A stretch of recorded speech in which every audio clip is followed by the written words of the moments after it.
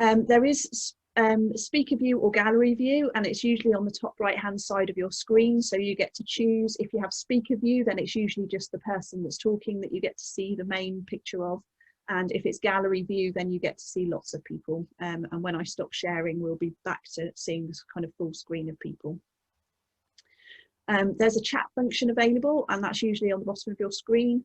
And if you post in the chat, then Melanie will be able to check that and text over to me if there's things that would be helpful for me to be aware of as we're going through. You'll be able to raise your hand if you've got a question. You can click on the participants button and you'll see an option on the bottom of the row. So you can physically raise your hand as well, actually put your hand in the air if you've got your camera on, or you can, yeah, you can use the option that you'll find through the participants button. We have got 2 sections for question and answers. We'll have a few people share, and then we'll have some question and answer, and then more people share. If you have an interest in an idea or project, then please do email us. You can also respond through the chat, but just be aware that we try not to share personal details in the chat. So if you've got contact details that you want to share, by all means email us at stroudimagines@gmail.com, and we'll be able to put you in touch with those people that have spoken this evening. So this is an overview of the people that are here due to be speaking this evening. So we've got Lucy speaking about what if a team from Stroud joins forces with teams around the world to reduce 1 billion tonnes of carbon emissions a year. It's a massive idea and a wonderful thing to have brought that to our local Stroud group. Judy Bailey, what if special needs rule the world? Sarah Dixon, if phone boxes were sites, what if phone boxes were sites for connection?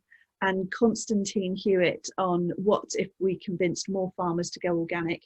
We have had contact with Constantine this evening to say that he has having internet trouble, which I'm hoping that he will get sorted very soon. So you can see we'll have 4 speakers, and then we'll have an opportunity for questions and answers in that space. We've got Liz Hope. I'm very hopeful that we have Liz Hope. What if we have lifelong learning in Stroud? Ruth Shamroth, cafe life during winter lockdown. Sunshine, we're really happy to welcome Sunshine Lombra back. She was here for our last session, and absolutely amazing and inspiring spoken word artist, and she's going to be speaking on the topic of systemic racism, which I'm really honoured and privileged that she's here to do. And Millie Sinclair, what if we could find community outside our building? So we've got some really fascinating people that are going to be sharing this evening, and I hope that we will all be massively inspired and interested to see what we might take forward as a result of the session. Let's just remind ourselves as we watch, what inspires me about this? How could I support this person? Who do I know, and how might I use this in my life? So just some questions to consider. So I'm actually going to stop the sharing now and hand over to Lucy White. Now I'm just, there we go. So hopefully Lucy is here. Let me see if I can, hello. Hi Lucy. Hey. Thanks for having me. It's my first Stroud Imagines meeting. I'm very excited. Thank you so much for being here. So it's really interesting because last week, as part of the learning program that I'm involved in, we had Rob Hopkins come as a speaker, and it was the first time I'd heard him speak about what if.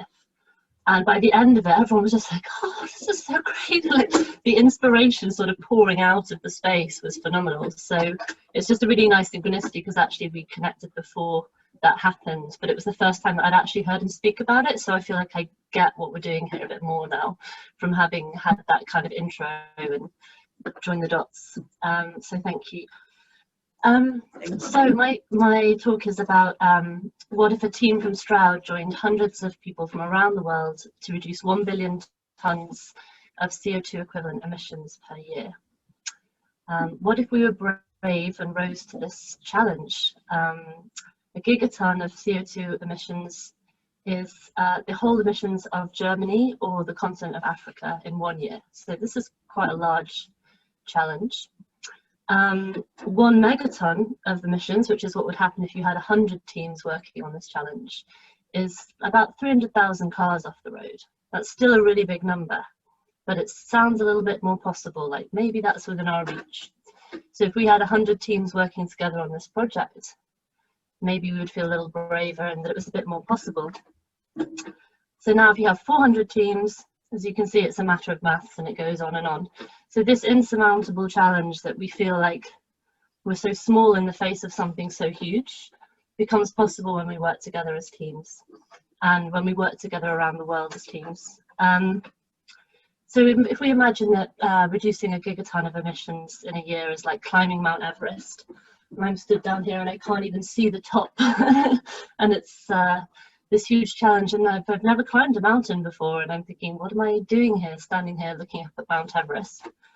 What would I do to begin with? Well, first of all, I probably wouldn't do it alone. I'd probably bring some people along with me and have a team and have people alongside me. And also, I think maybe I would start with practice. I would start with doing a few sort of gentle walks in the foothills and maybe getting my muscles and my stamina up to the task. I might start climbing some smaller hills maybe before I tried to climb Mount Everest. So what if we started small with this? What if we started with something that feels within our reach, like reducing 1 ton of carbon emissions in 2 weeks? Now, even that might feel like, you know, I'm nervous if we've never done it before, but we have the project that I'm involved with, which I'm speaking about. We've had a team from India who have 1 laptop between them and a handful of smartphones between 20 people. And they absolutely smashed their 1 ton target in 2 weeks in the first time that they did this. And having built their muscles and their confidence, they came back a week later with a target of 10 tons of emissions in 2 weeks. And after the first week, they've already done 4.5, and it absolutely blew my mind. So what if we had the courage to practice and build our muscles and make something possible by just getting on and doing it and seeing what we can achieve?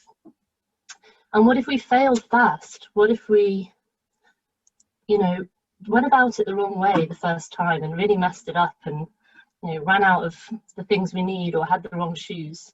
We'd quickly learn what we did need and we'd quickly find better solutions and better approaches. Otherwise, we might plan for a year or 2 years about how to climb Mount Everest without ever stepping foot on a hill or ever putting our climbing boots on. And then we get there and realize we've got it all wrong. So what if we failed fast and had the courage to learn and move on? And what if we were emotionally prepared to fail and to move on? How might that change the courage with which we approach things? And what if we were collaborative rather than competitive? So rather than trying to be the first one up the mountain and not joining in with any of our other fellow climbers around in their practice runs, you know, we kept all of our strategies to ourselves and we tried to be the best climber or the fastest climber. What better chance might we have if we sort of took notes from each other and learned what other people had tried to do and failed and what they brought with them to have a better chance of climbing the mountain? And what if we worked on our inner game as well as our outer game? You know, what if we prepared ourselves internally for this kind of challenge?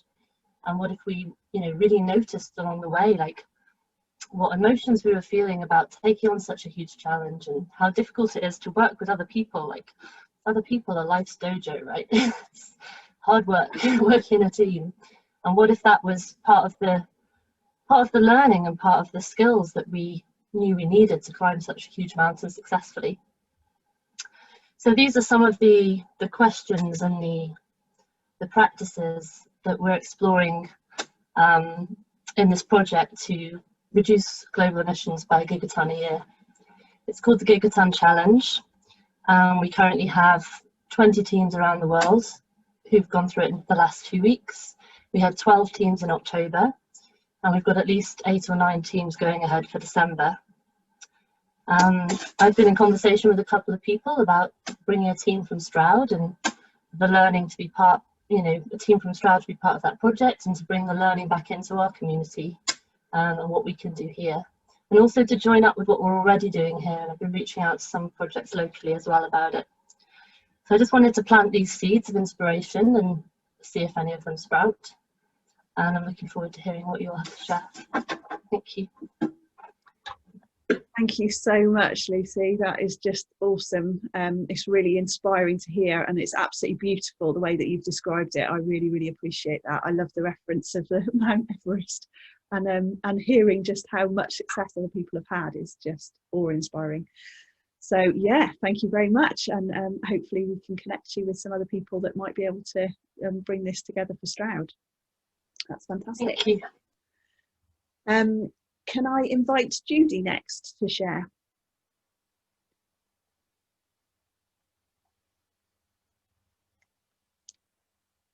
Judy, let me just see if I can ask her to unmute. You can see her chair, but I can't see her. I know.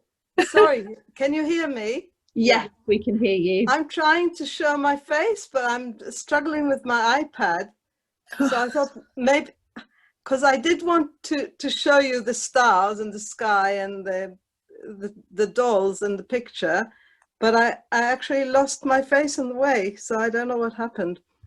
I could take a risk of trying to turn it again, but I just don't know why I can't turn. It may be just a case of double clicking on the picture. You may be able to. Ah, now I disappeared, you see. And now you've gone. Ah. Which? There is usually a little button you can press that will turn your camera around. Woo! Now I'm almost gone. Sorry, can I go ahead without showing my face, and we can? You certainly can. Yes, that's absolutely fine. If you're happy with that, that's lovely. I'm so sorry. Oh gosh. Now I've listed. Oh dear. Are we together? Yeah, we're still here. Yeah, and you can hear me. Okay. I can hear you. Yep, that's lovely. So, Charlie, to be honest, I'm not somebody who likes to share my secret plans and my aspirations and so on, but as I promised to do so, here I am. Thank you. And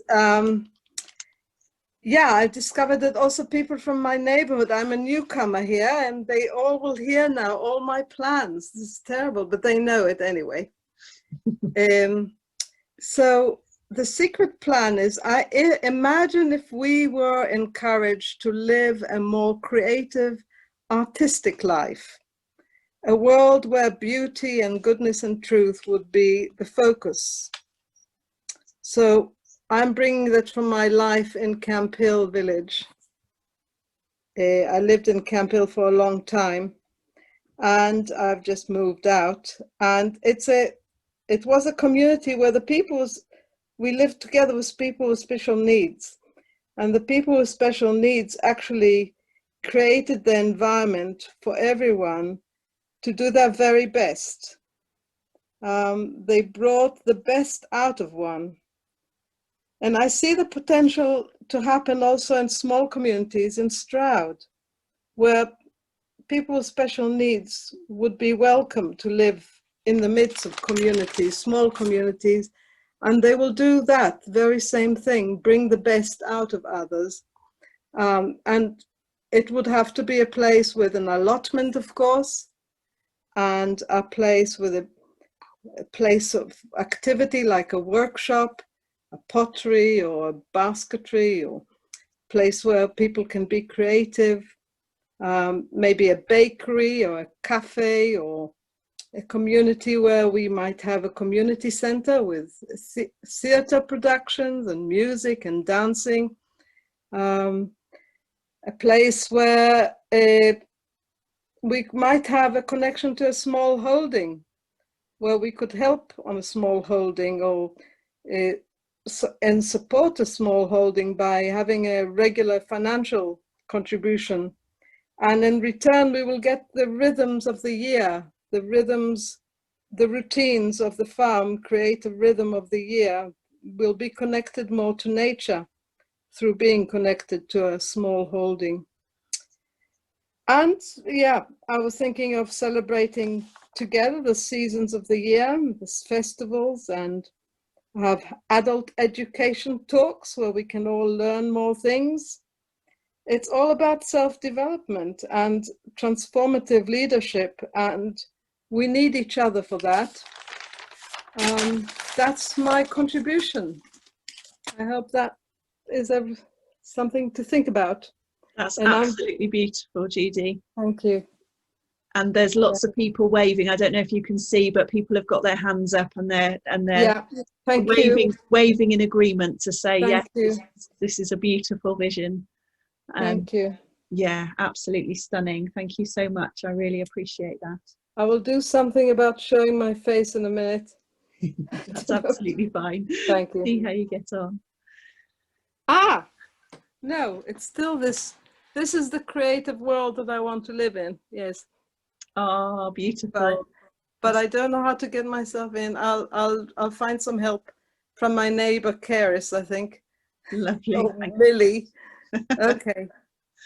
Here we go. There we are. And now you can see. Thank Oh, you. wonderful.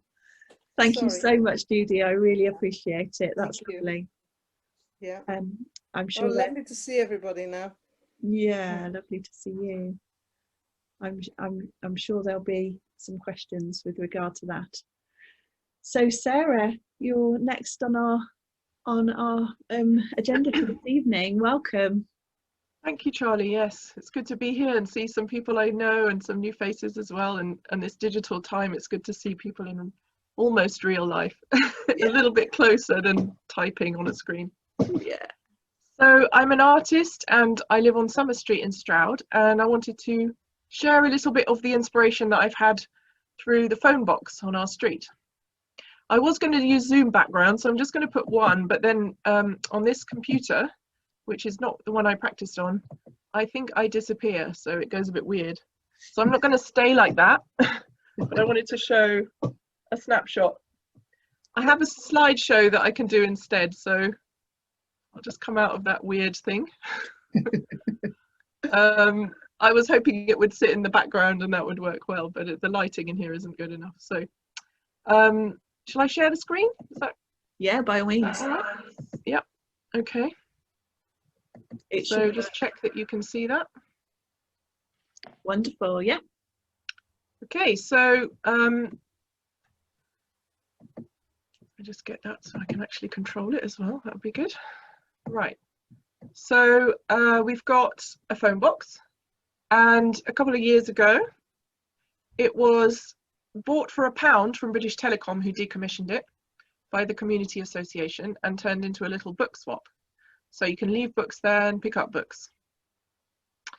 And in lockdown, we were stuck at home, whereas normally I'm not in the house that much. And suddenly I was at home a lot, and the phone box started to become an interesting place to experiment with putting pictures in the window. Then I got a small award to put on a community show. So it started to be a thing of connecting with the neighbours and going around asking people, would you like to make an artwork? And we had a group show in the phone box using the panes of the glass as frames for pictures. So that's what, I'll just go back to that one. This is what this is. So that's the layout, and it's got the size on it, so you can so that people could see the size to measure to fit in the window. Yeah, so we had fun. The kids had fun with it especially, but adults joined in too. And then I'm now in Italy on a residency, and the subject of my work, which is the residency theme, is embedded arts in a post-pandemic future, and it's a very international group. So, and I'm currently in the intensive week where I would have been in Italy. During this residency, I've had a chat with an artist who told me that there's a phone box in Italy that was sent to Italy by Biddulph in a town twinning exercise. And so I got a screenshot from Google of this phone box in Fusignano, which is a little town near Bologna, which you were talking about, Bologna having this civic imagination centre. So that, you know, I'm just now thinking this could be the branch office. We know that phone boxes are going into disrepair. It's kind of an old technology that we all have our own phones now, so why bother having a public phone box? But it's still a public space, and it's small, it's very tiny. and it's quite private and intimate. There's something quite sort of, you know, you go in the phone, in the old days, you'd go in the phone box to have a private conversation. And I've had several people saying, you know, oh, when I was a teenager, I was in that phone box or a phone box near me, and they have memories, people have memories of having these kind of late night in the dark and the cold conversations away from their parents. And in Forest of Dean, a group of artists got together and took over some phone boxes. I put the idea to Summer Street, what do you dream of? And I thought of the phone box as a place where you can channel ideas, and this international residency is creating some new connections, which is quite exciting, possibly around the idea of these actually it's letter writing, so another old technology for communication coming to play. So what I'm thinking now is that we can put these letters that people are writing to each other in the windows of the phone box, and I thought I would just read one of them out as a way of sort of demonstrating what that's like. So we've got a letter here from Andra in Romania, and it's her idea to send a letter to a stranger, handwritten again. I mean, this is a printout, but she wrote it by hand, and in theory, you know, maybe we could actually post things. Dear stranger, these days might find you a bit sad and lonely, or maybe a bit scared about the unknown future, or maybe you're just okay. Anyways, just in case you're not feeling great, I'm sending you a virtual hug. And don't forget, writing a few words on a paper, drawing some crazy lines, or just drawing some crazy lines, or just humming a song is always a good idea. Take care, best wishes, a stranger from Romania. So I just want to kind of chuck that out. Like, if you've got a phone box near you or any other tiny public space, it could become a place where there's something about just stepping in and saying, okay, let's do something with this. And maybe nobody owns it, and we can claim small spaces and use them as a focus for communication and connection. And a phone box is particularly appropriate because it's meant to be where we phone people, connect. So there we are. I'll stop the share now. Absolutely beautiful. What an amazing, yeah, thank you so much for sharing. That was really fascinating, and I love the international connections as well. Really fascinating. Okay, before we get into the question and answer, I'm just going to check if we have our next speaker was due, who was Constantine. I can't actually see him here, so I just wondered if, I know there are some names without any pictures associated or without their cameras on, so I just wondered if any of the names happen to just be Constantine by mistake. Have you heard any updates, Melanie? No, I'm just checking the email. There's nothing from him since earlier.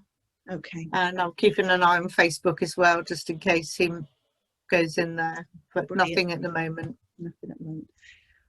We may have to reschedule Constantine for another time, because he had a fascinating talk that he was going to give about organic farming, that he's set up a company that's involved in. So instead, what we'll do is just go to some question and answer, so a sort of open floor opportunity. If anybody has any questions for any of our speakers so far, so if you have a question for Lucy or Judy or Sarah, by all means pop up your hand, and either just physically or by putting a wave on, then that would be lovely. Does anybody have any questions so far? I would love to ask Lucy a question. I would love to know, Lucy, what do you feel you need to be able to take this, to take the next step with your idea? 15 people. 15 people. That sounds like a good number. Yeah. And how many are you up to so far? In Stroud, none. None. Okay. So Bristol 7, London 9, Stroud 0. Okay. Karachi 15, Auckland 7, Paris 9, Amsterdam 6. So yeah, but I believe that, you know, Stroud is an unusual town in terms of the UK, because the amount of doing energy compared to the population, I think the ratio is particularly high. And so I believe that we have capacity to bring a team. So you'd like 15 people that are based in Stroud specifically? Yeah, that would be absolutely awesome. That sounds amazing. Okay, well that's certainly something that we can keep an ear out and see if we can support with that. Thanks, Sarah. I just wanted to follow that with asking if there's a timeline for that. Do you have a sort of deadline, or is there a rolling programme? The next sprint starts on the 7th of December, which is in about 2.5 weeks. So it's totally possible to get 15 people together for that. And then following that, we'll be doing 6 sprints next year. The first one is in March, so that's the longer deadline. Yeah, but it's like a 20-30 year job. So in some ways there's like plenty of time, and in some ways there really isn't very much time. Like weeks and months count when you're talking gigatons. So yeah. And can I take the questions in the chat, or maybe just wait and see if there's other questions? Yeah, we had Joe and Millie who also raised their hands. Joe, did you want to ask a question? Just a suggestion, Lucy, that I think I've read about the challenge that you're talking about, and the website that it's on is really exciting and informative, and you might put a link to it in the chat for people to have a closer look. Thank you, I'll do that, sure. That would be amazing. Thank you for taking it on. Yeah, it's really inspiring. Say no trouble, it's a lot of work, but it's really enjoyable, so that's fine. Millie, I think Millie had a question next. Yes, the website would be really helpful, because Yeah, I'm really inspired by your talk, Lucy. It was brilliant, and I just was not sure exactly if I, for example, did become one of those 15, what that would entail. I mean, that may not be easy to answer, but no, I mean, I can just do it really quickly. I'm just trying to get the link, and I'm also aware of everyone else's space. But it entails 90 minutes a day for 2 weeks is the minimum commitment. And it's in gift economy, so we ask people to pay what they can afford, bearing in mind that what they pay will enable others to join. But there are also scholarships for people who aren't able to invest money but maybe have time or skills that they want to bring to it. So it's, yeah, paid places start at $25 for the 2-week course, and obviously there's scholarships available, so there's no financial barriers, but that is one form of co-investment. Other forms of co-investment are showing up and bringing your skills and your network to the team. So yeah. And the other one was, what kind of activities will the team do? Well, the first target for a team is to reduce 1 ton of emissions at source. So this is not like, so for example, something like turning lights off early or something like that, it doesn't actually affect the emissions from the power station because they don't modulate at that level. It would have to be a huge change in energy consumption patterns to change that. But for example, a car journey that is not taken, that would otherwise have been taken, that's removing that source of emissions. So, you know, use of electric car and electric bike instead of a vehicle. And also food waste is one of the big ones that people work on, because 1 kilo of food waste rotting in a landfill emits 2.5 kilos of CO2 equivalent emissions. Whereas if that is composted, it reduces by about 90%, so it releases very little greenhouse gases. And obviously if it's eaten, then none at all, apart from potentially methane, which really counts. So yeah, those are the kind of projects that people are taking on at this 1 ton level. And obviously as teams become effective, they'll be given bigger targets. So when they're looking at 100 tons or 1,000 tons, they might be looking at different kinds of projects relative to what works at that level. Amazing. It's very inspiring. I have a question, but I'm going to give the space now and see if I have time for my question later. Did anybody else have any questions for Sarah or Judy or Lucy?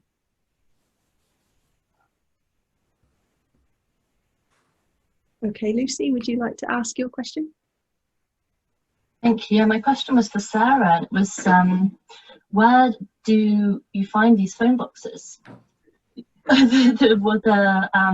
mean, I don't personally want to buy one, but there's one outside of my house, for example, that is not in use. And for a while it was used as like a book swap and different things. But you mentioned that the community actually went out and bought one to use, I think for £1, you said. I'm just curious as to where, like, are these things sold off by BT or are they?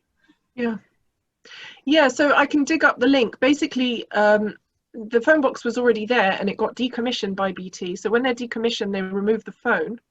And then sometimes that you can apply, basically, I think I'm not sure if it's all the phone boxes that they will do this, but you can go on their website and ask them. And then you can buy it for £1, or a community group can buy it for £1. It's not meant to be put in private ownership. It's for some Like kind of community asset, yeah. Yeah, That's cool. and then there's a commitment from the community to look after it. So BT no longer has to have responsibility for it, you know, rotting away and rusting. So we got the community got a small local, like a council grant for paint and, you know, shelving, and then volunteers actually did the work of looking after it. And it's a sort of, I suppose somebody has to, you know, there has to be a sort of will in the local area for that to happen. Get responsibility for it, yeah. Yeah.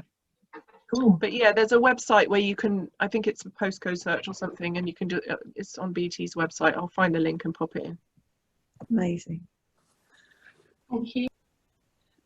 Liz, Hope, you've got your hand up. Just to add to that, Lucy, there's one in Cashews Green, which I'm amazed there's one there that hasn't been used at all. So, you're asking where they were. So that's Where in Cashews? Sorry, Liz. Where in Cashews? right by the pub, where the 5G thing was going to be. More telecommunications. Yeah. So I think it's a matter of just seeing if there's one that you feel like kind of inhabiting in some way. I mean, they can be, so I've heard of people doing, I think it's in Eastbourne, they do a seed swap in the library, in the phone box, sorry, like a seed library. And obviously the book one is quite well known and established. Some of them are art galleries where they actually they invite artists to put an installation inside the phone box, so you can't go in, but you look at it from the outside. Others are where you go in and you can see the art on the inside, like a tiny gallery. So yeah, I don't know, people do performances in them, and I mean, there's a lot. Once you start thinking about it, well, I get loads of ideas. Yeah. At the moment, I think it's about connection to the neighbours, because it's hard, like it's a difficult time, and just to have a bit of humanity in the street visible is quite nice. You can put it in the Cashews Green news sheet. So yeah. Yeah. Yeah, brilliant.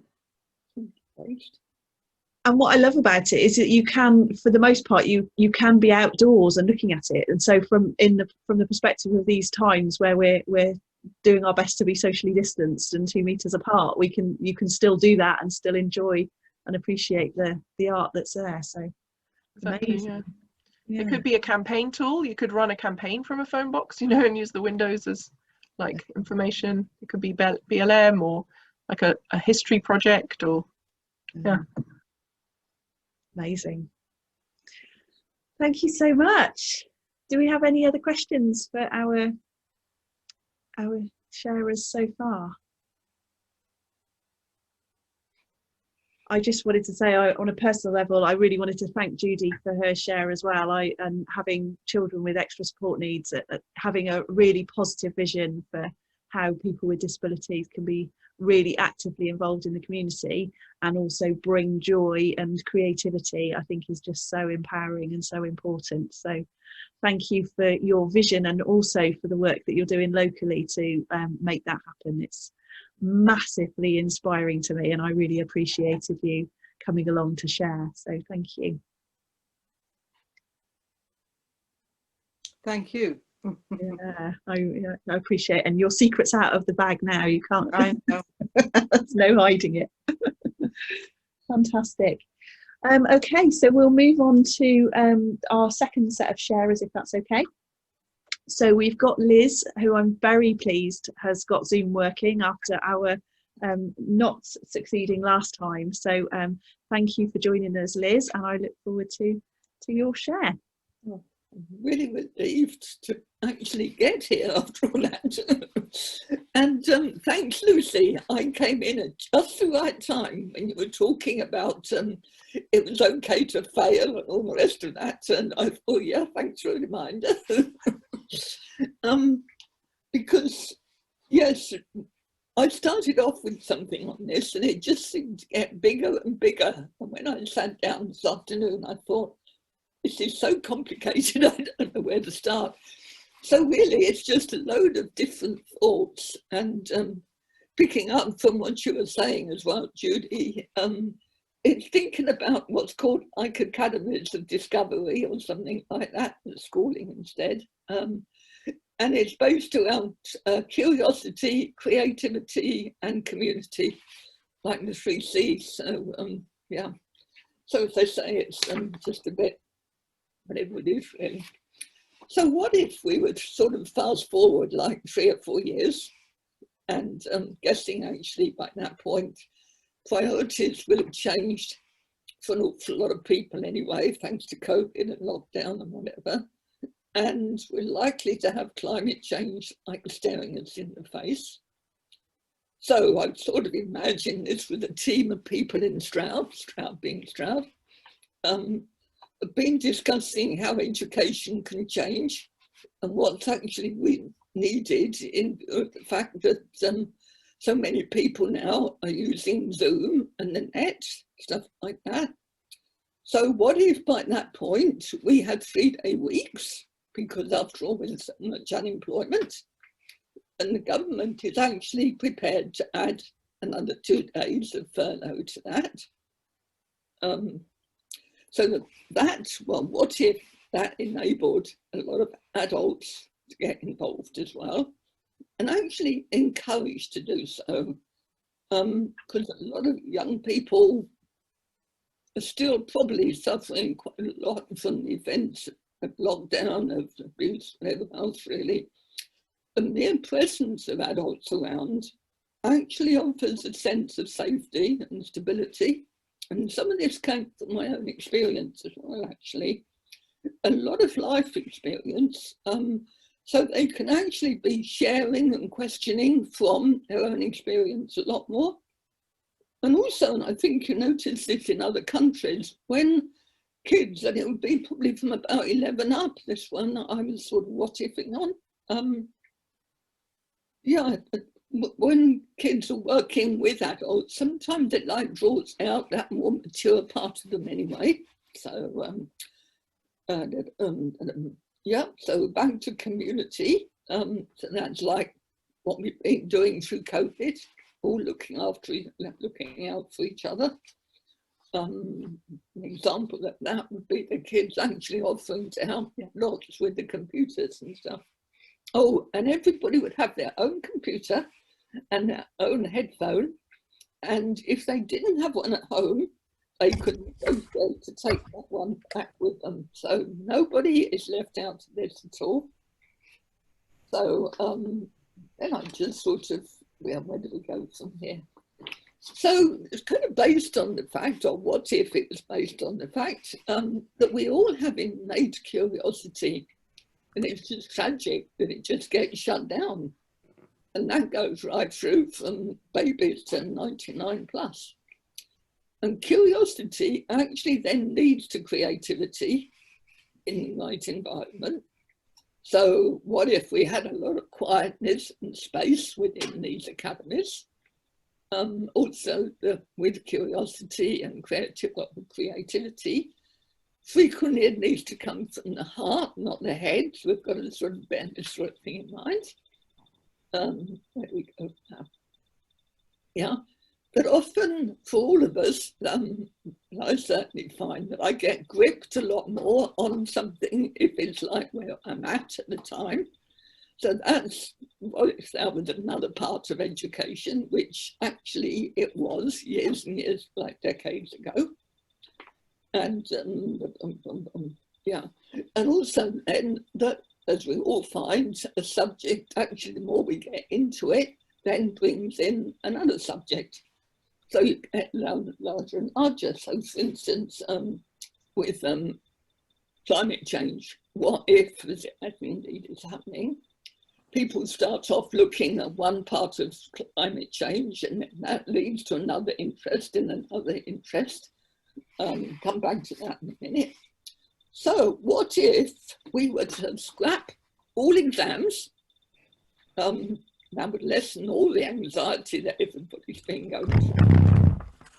So focus would be purely on projects and on exploring various topics. So learning is just what you want it to be, basically. It's not, you've got to do this. It's just innate. Yeah, like climate change, BLM, social justice, equality, housing, etc. Oh, teachers are going to be viewed as facilitators and advisors because after all, the knowledge comes from the net. So what if these academies were arranged so that they kind of flowed and people could move like from one room to another? So if they're interested in one bit, they'll move across and there might be a discussion group if they're to somewhere else.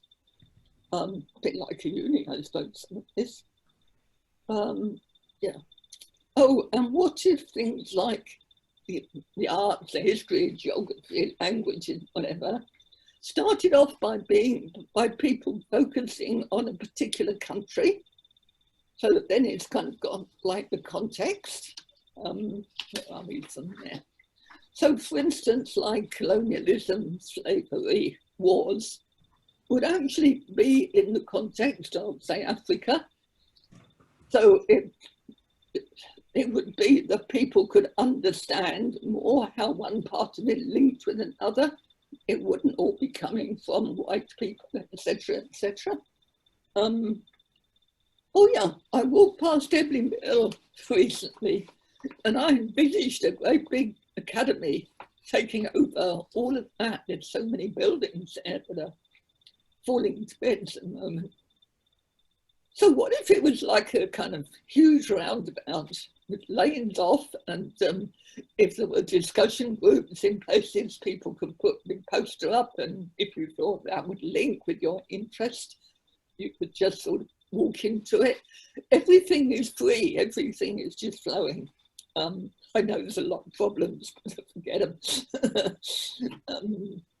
Yeah, you could even be talking about space or something, whatever else. We're just coming up to time, Liz. So I know. Sorry to stop you mid-flow, but any final things you'd like to share? Yep, quiet rooms. And particularly for kids who've had a difficult time the night before, they can go in there and calm down a bit if they want to. Large open spaces, allowing for thought, big garden, whatever, fostering creativity. Support, small rooms for support and counselling, blah, blah, blah.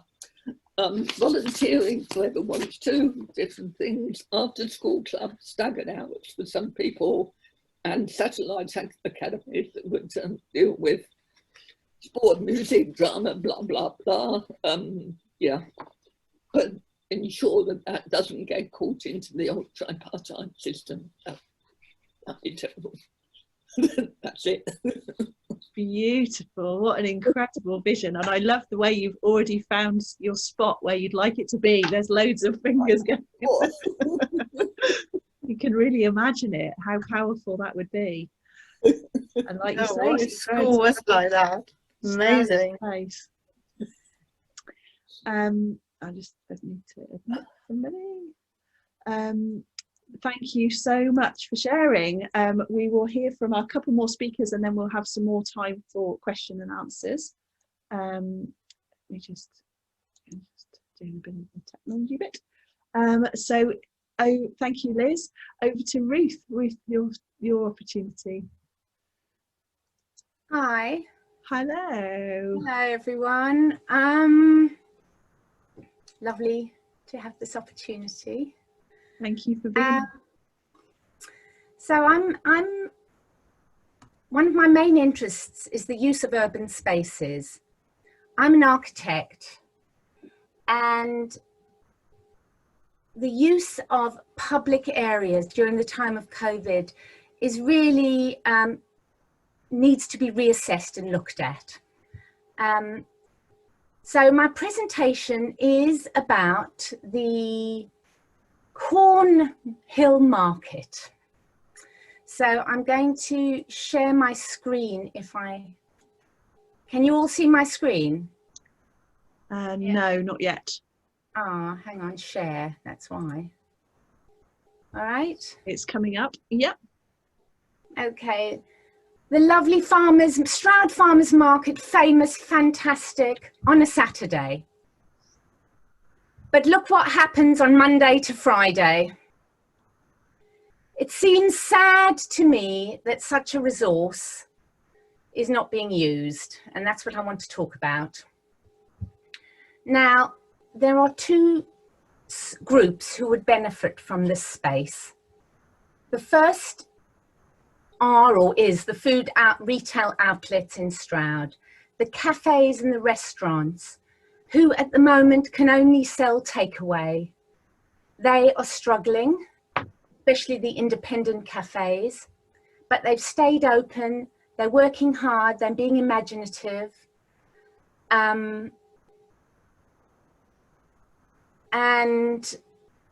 they need to be supported. Now, if you get a takeaway in Stroud, there are lots of benches around town. If the sun is shining, you can go and eat your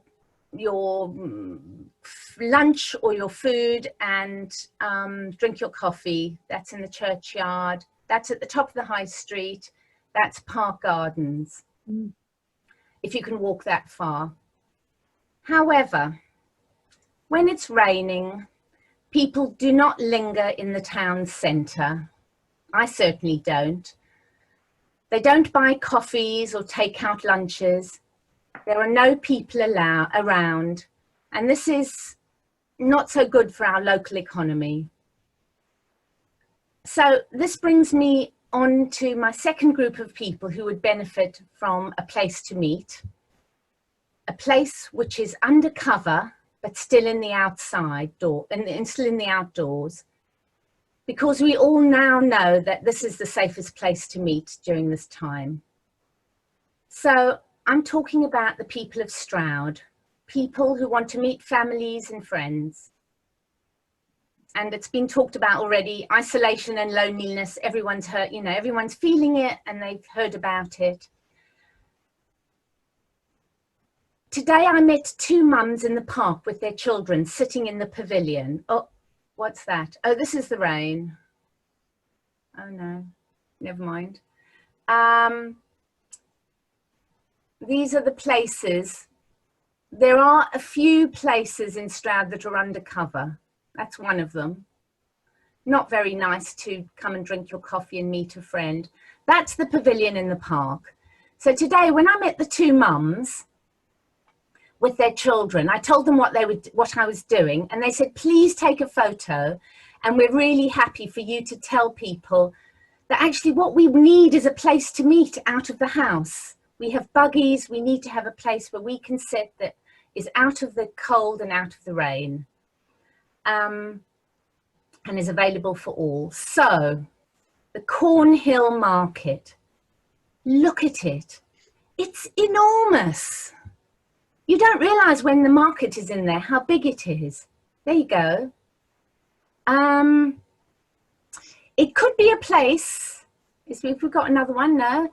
It could be a place to arrange to meet and drink a takeaway coffee. Yes, we'd need to keep our coats on, but at least we could see a friend at a safe distance, even if it was for quite a short time. I've asked a few outlets in town and some passers-by what they thought of the idea of opening up the Cornhill Market during the week. Woodruffs were happy, these two and their dog were happy, Lynn was happy, and J. Rule's woman who was serving was happy. She would support it. So the Stroud District Council owns the space. So we need their buy-in on this idea.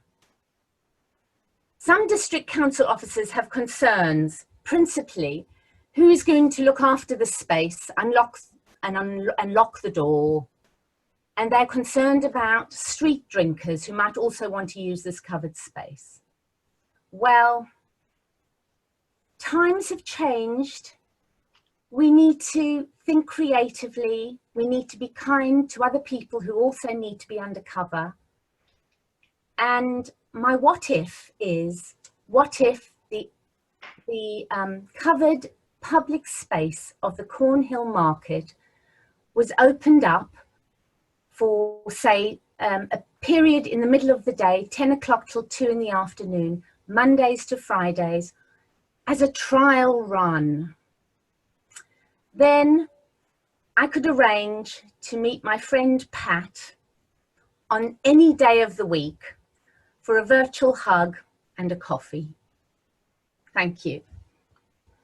So how do I get out of this? Stop share, there you go. That's me. Wonderful. Thank you so much for sharing, Ruth. And I think you may well end up with some questions in just a moment. That was really fascinating. I absolutely love the photos as well. It's lovely to see. So I'd love to hand over to Sunshine. Thank you so much for joining us, our international part of our session today. It's just a delight. Thank you for being here, Sunshine. Hello, and thank you so much for inviting me back. Yeah, it's a pleasure to share poetry with you all. And yeah, and I'm grateful that you all are so receptive and so, yeah, you guys are just working so hard to, yeah, improve your community in different ways. And it's been inspiring me as well. So yeah, this piece, this poem that I'm going to recite is very much inspired by the protests, the marches that were going across the nation in America and following George Floyd's murder. We have a big problem with police brutality in America. I'm sure it's all around the world.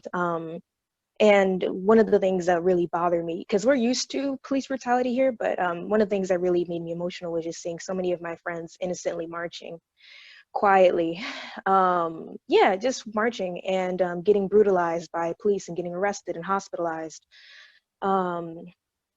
Yeah. So this piece is basically just making it very clear that that Black lives are endangered, and there's nothing that can really be done besides enforcing our political figures to enforce more laws to protect Black and brown bodies. Yeah, because in a lot of different states and cities in America, there's no law against hate crimes. There's no, there's some states have it so that there's nothing if you just find a body in your backyard, like, and you could have killed the body yourself, but if you just, anyhow, I'm going to get into the poem and yeah, I'll explain more later. It's hard to focus on myself when the world around me is burning and dying a slow, torturous, silent death with all mankind fearfully maintaining a 6-foot distance from each other. We can't hear each other's last words from behind the mask at this distance, but they keep us feeling a little safer in our last moments. I guess they succeeded with silencing us. Oh, my people, my distant siblings are being beaten, battered, baked, burned, and brought back to life from the dead in the form of fabricated fables formatted to feed the feeble-minded foes that enforce our American society. They fixate on the fiction to help them rest easy. They say things like, these people deserve it. They shouldn't have resisted. They shouldn't have been out so late. They shouldn't have been looking so suspicious in my neighborhood, and better them than me, better them than me, better them than me. Have you ever heard of the story of the last angel that wanted to play God and all of his friends who followed?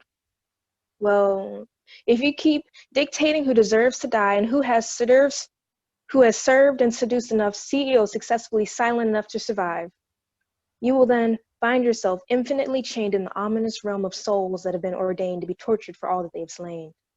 Yeah, it's been hard for me to focus on myself much lately. There's nothing to protect these beautiful brown skins from the bullets that have been brilliantly magnetized to our various earth-based shades from birth by the blacksmiths of this country's judicial system. And there's a little legend that lives under black tongues that cash is the antidote. That if the cash stacks are thick enough and the accounts are strong enough, our skins will be shielded from all storms. Some of us buy so wastefully so that you'll see value when you see us. We know that our hearts, our souls, our dreams, our livelihoods are all wrapped in these dark skin tones that have been deemed dangerous.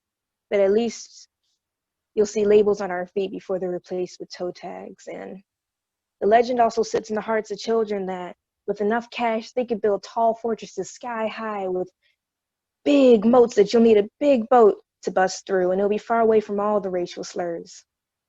Yeah. These are legends.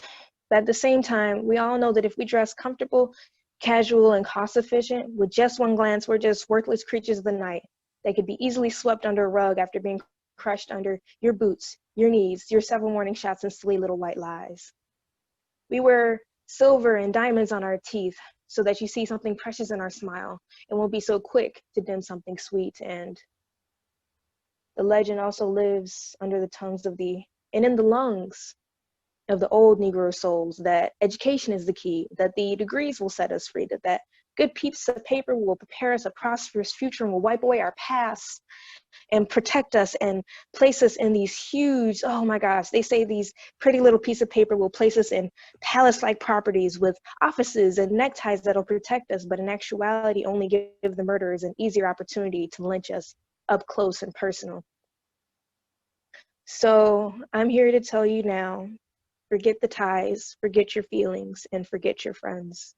Now is not the time to be neutral. So yeah, that's the poem.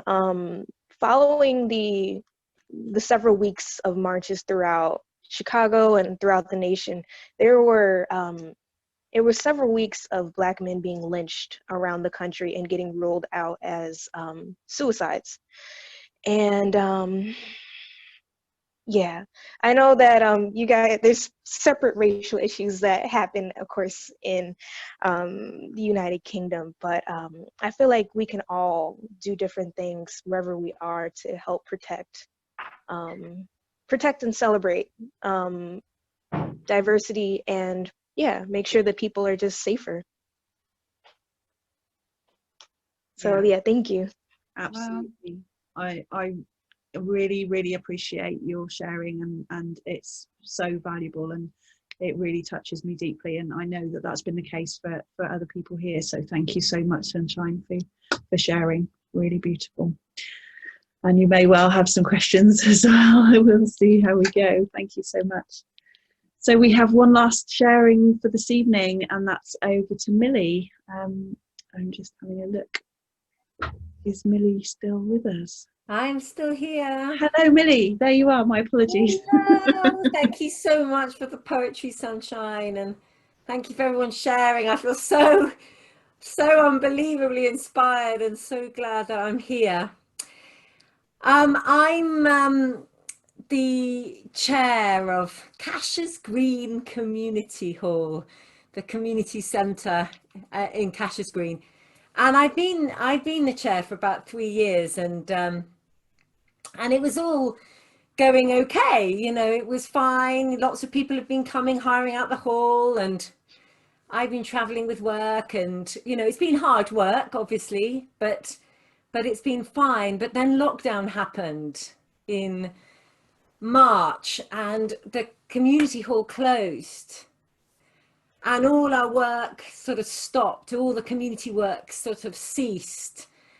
And it was for everyone, I mean, you know, it's not just the Cashers Green Community Centre, you know, everything closed, and it was a very depressing time, and we were, as trustees, having these unbelievably depressing kind of meetings about the roof of the community hall, and talking about Legionella's disease testing in pipes, and everyone was just having these meetings with their heads in their hands, feeling so completely depressed. until one of my trustees suddenly sort of burst into tears and went, "This is not why I'm a trustee of a community hall." And we all suddenly had a conversation about why we were trustees of a community centre. And of course, the purpose of a community centre is to celebrate community. It is to kind of bring people together, and that was exactly what we were not doing. So the question that we posed, it didn't, I mean, could have easily been a what if question. So it was, what if we could find community outside our building? I mean, it's a really obvious, it's an obvious point. But we had been so stuck and closed, and I think this is so often happens, and in this particular time, so limited in our vision, that we didn't have the energy to ask that question. How do we find community outside the building? And we have a little outside area outside the community hall. And for those of you who know Cash's Green, it's quite a low socioeconomic area, and there is need. And outside, we decided just to have something called a give and take table. It was one of the trustees' idea. We got a table, people bought stuff, and we just put a little sign saying people can take stuff.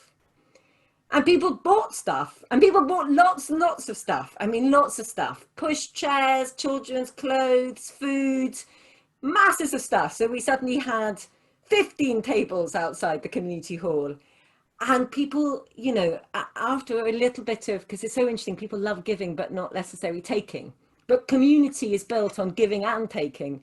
So people started, after some persuasion, to really take. So children would come across and they would be looking for toys and books, and parents would be sort of checking the clothes rails and the books.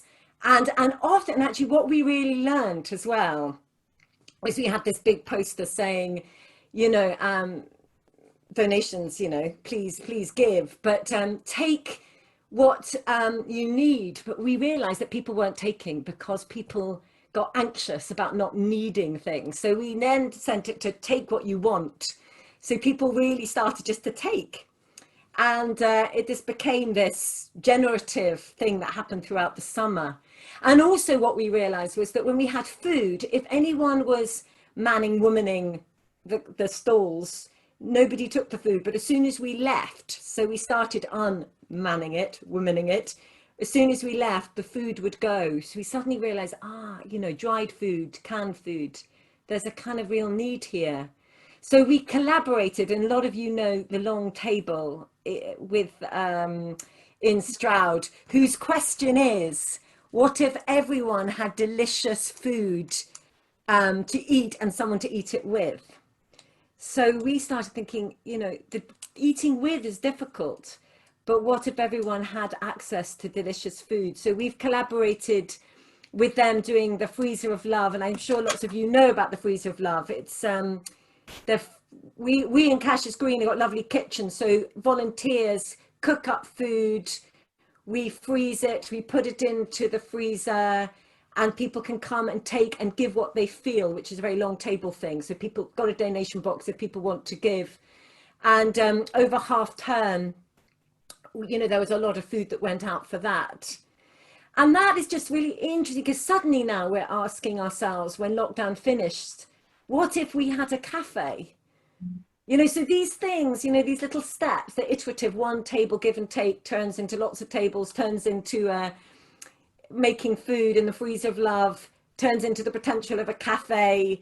And then suddenly we're looking outside, and what if, because it's very, you know, for those who live in Cash's Green, the community hall is not beautiful on the outside at all. It's a bit of an eyesore. So what if it was beautiful? So we are hopefully sort of collaborating with other projects and people and gardeners. So we're starting to find people. So suddenly from this trustees group that had got smaller and smaller, to be honest, by the end, because of people shielding, I think there was 4 of us. Suddenly we've now got 10 trustees and about 35 volunteers, and this sort of burgeoning that's come from just that desperate question that happened in only sort of, I think it was the end of June, where we just thought, oh my God, this is awful. So anyway, that's my yeah, that's my little sharing, my little story. And and actually what's been really wonderful about this and is that, and all of you know this, and we've all been talking about that sort of collective action. You know, even the question, if we got this question, someone was getting really depressed about Christmas, and we just suddenly had, well, what if Christmas is not cancelled? So we've done the Advent windows, where I'm sure other people have done this, where on the 1st of December, there's going to be a window open, curtains, windows opened, and then every day there's a map of different windows, 24 windows. And then we've got Randwick reindeers coming, and we've got Santa. And Santa's going to be on a truck slowly going through caches with carols, because we can't sing carols, but carols are going to happen out the truck. So that was, again, so someone asking the question. And I would say none of the ideas have been mine. They've just been other people's. And that just feels really wonderful and generative. So that's me. Amazing.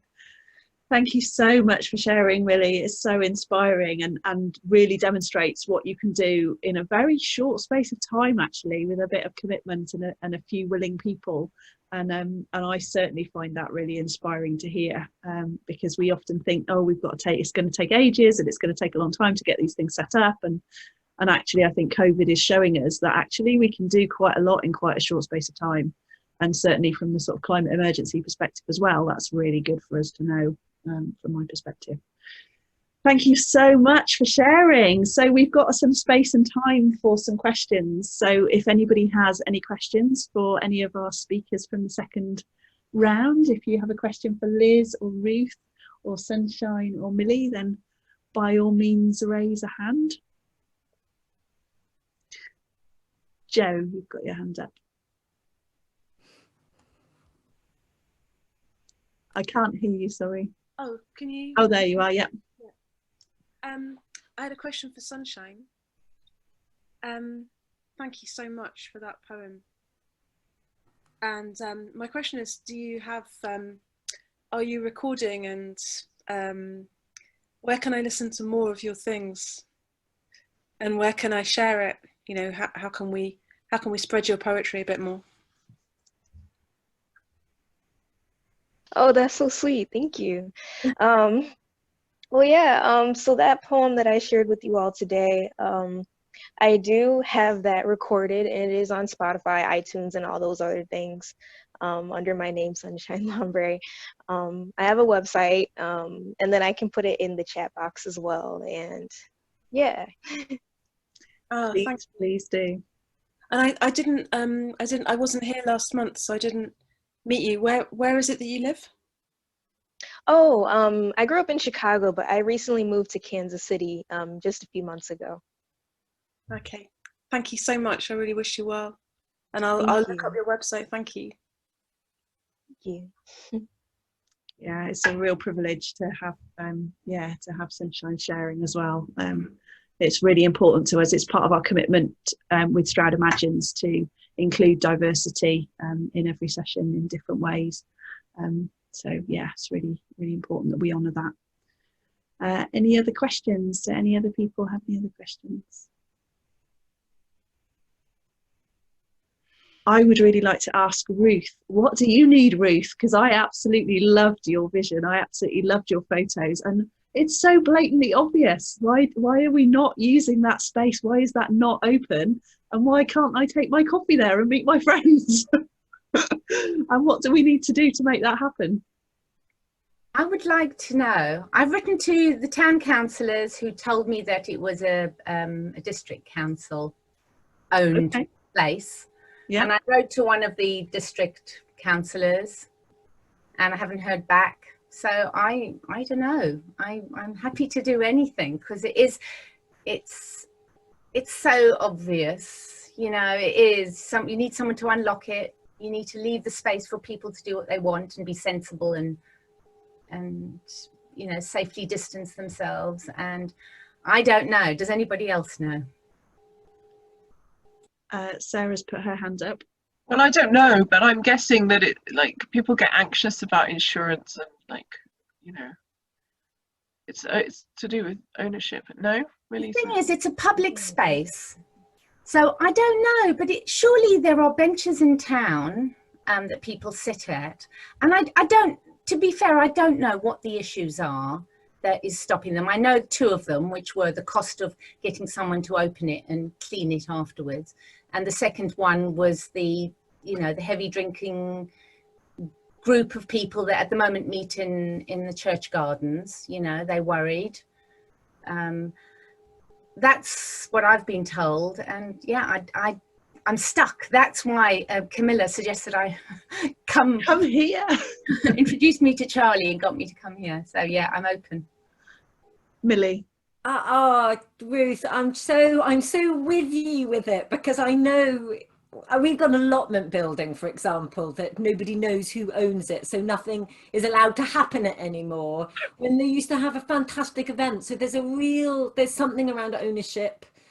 However, I'm just wondering, I mean, this is just a what if, wondering if you had a kind of small group of people that were really committed to keeping it open. Let's imagine it was, I don't know, 11 till 2, let's imagine even a short amount of time, and actually just being there and saying to the council, look, we'll be there, we'll unlock, and you'll take an hour shift and we'll just be there just to, you know, if that reassures you. I don't know whether that would be possible or not, but there's something about, we need that conversation, and we need people who are quite rigid to actually say this is a time where we need that conversation on a lot of stuff. Yeah, it is so depressing when it is, and it is about insurance. You know, what if somebody, you know, damaged it? This is the big issue with our allotment building. What if somebody damaged it, and then who's going to pay it, and all that fear?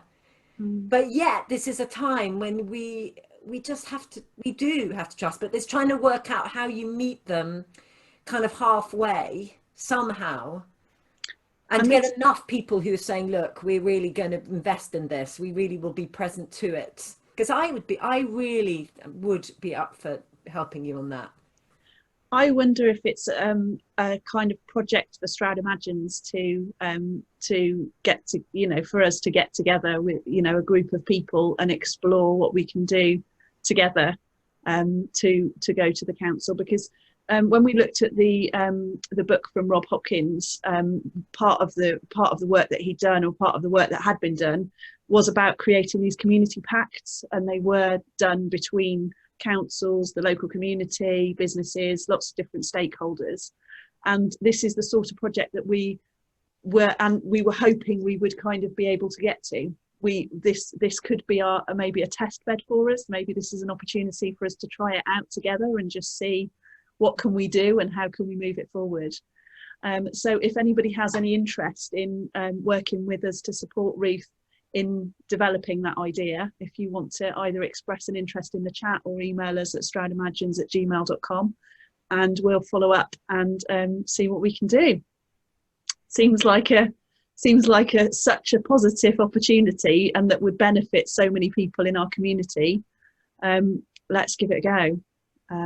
Yeah, there seems to be quite a lot of hands up and quite a lot of I think you might get quite a lot of positive response, Ruth, from from that opportunity.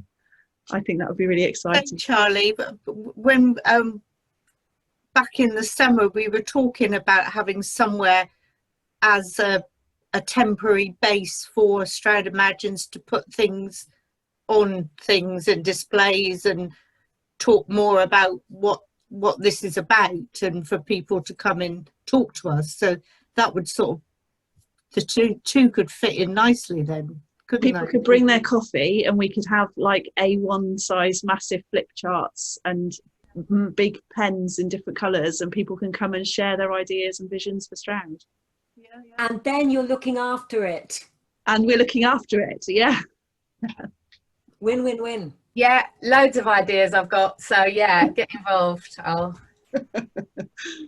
just got really as well. You could even get Sunshine to come over from Kansas and put on a display for us. That would be fantastic.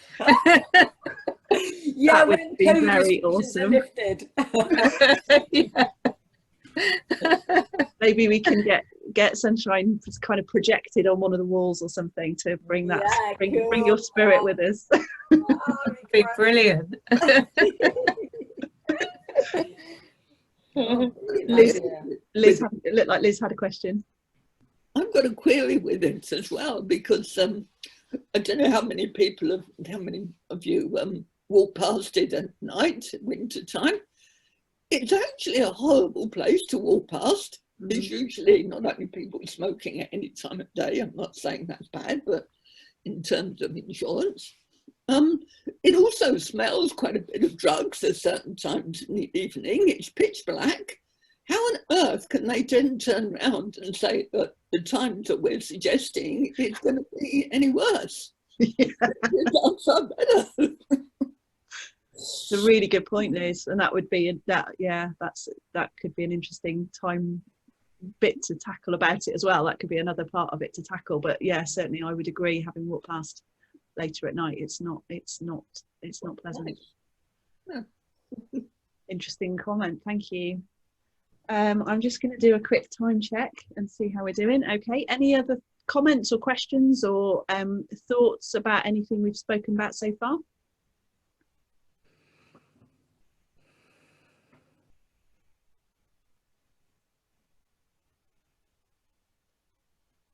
Oh, Joe's got her hand up. Hey, me again.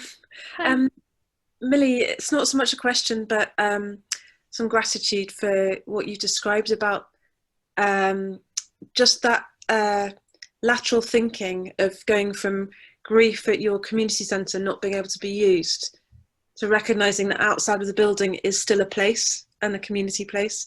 And I really loved hearing how you started with some small idea that just rolled and rolled and rolled into bigger ideas, and now it sounds like not just that your community is enjoying all that, but that you've got sort of a more excited group of trustees with ideas flowing. And it just really reminds me of, because sometimes I just have so many ideas but I don't start with one because I'm already, the next one's come before I can start it. And that really reminds me for all of us really to start with just where we are, because we don't know what's going to come from that and where it's going to take us next. Yes, I'm really sort of, thank you. And what Lucy said at the beginning about just starting the journey of going up the mountain and make, you know, even though there's something about the first step of it. I really cannot tell you how depressed we were. I couldn't even look at the community hall. Every time I walked past it, I just couldn't, it just depressed me so profoundly. And I felt so inadequate to it. I felt like it was just, I didn't want to be a chair anymore. I really wanted to leave. We had quite a few people leave.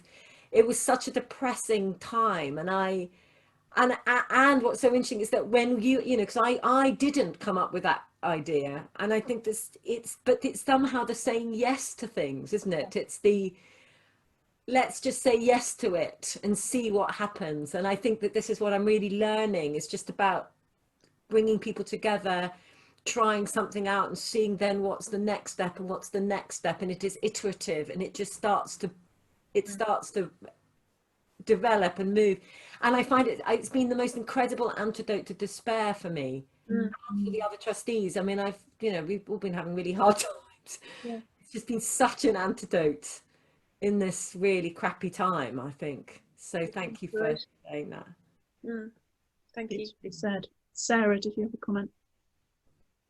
Yes, I kind of wanted to echo that idea of the tiny steps. And like I've got a phone box, but you know, you might have a little bit of pavement where people can stand and chat, or it can be very small. And even with that phone box, it could have just been a really rusty, decrepit old thing with the windows smashed, and now it's turning into like a.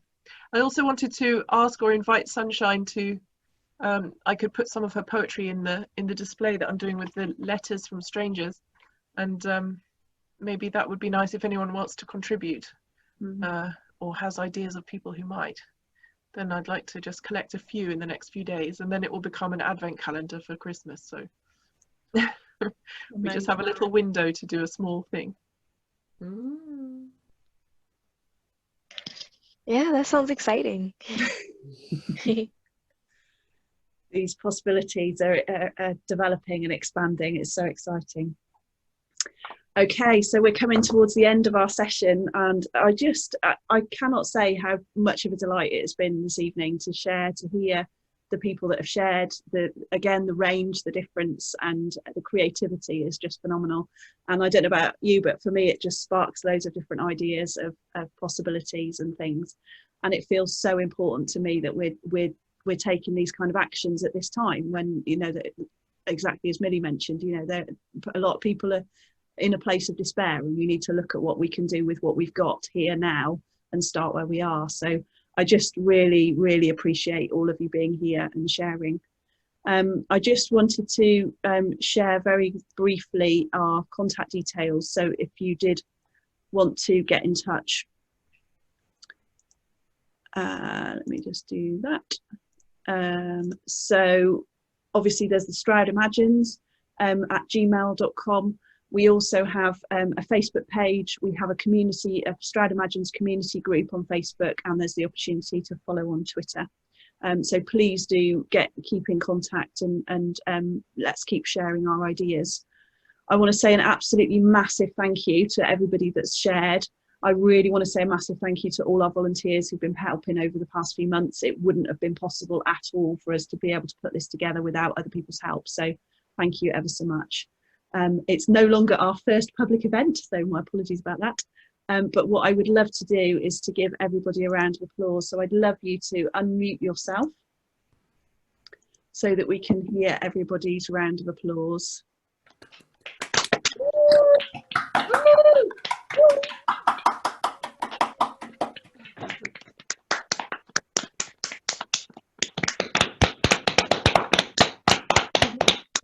I can't feel it, but... Thank you so much. It's just a delight. So we will have another session in December. We'll be following up with our speakers and passing on contact details to them. So if you're interested in any of the projects, then do get in touch. And we'll also be keeping in contact just to touch base and see how those things unfold, because we would love to see what an impact it does have in the months to come. So thank you all so much. What a pleasure and a privilege. And I look forward to seeing you all very, very soon. Thank you. Ciao, ciao. Thank you, everyone. Bye. Take care and see you soon. Bye. Thank you. Good to see you, Lucy. Bye. Hi, Sarah. Bye. Yeah, I'll catch up with you soon. Cool. Take care. Bye-bye. Bye. Bye. Bye. Nice to meet you, Sunshine. See you. Nice to meet you all.